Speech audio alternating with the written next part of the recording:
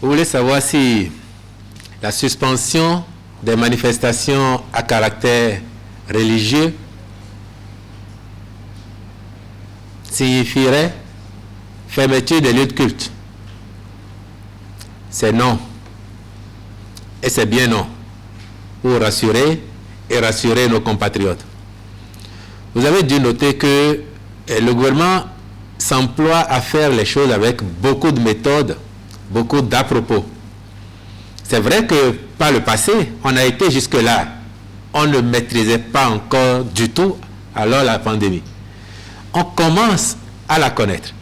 Et on se dit qu'il ne sera pas utile d'en arriver là maintenant.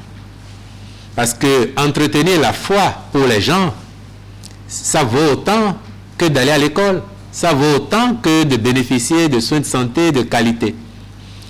Ce qui est par contre visé, ce sont les manifestations publiques qui rassemblent du monde.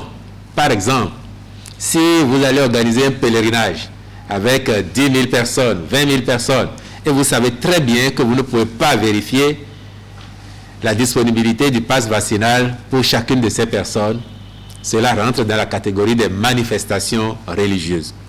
Vous avez été attentif et vous avez noté que, en interdisant les rassemblements festifs sur les lieux publics, y compris les plages, vous avez vu, on a ajouté l'adjectif public.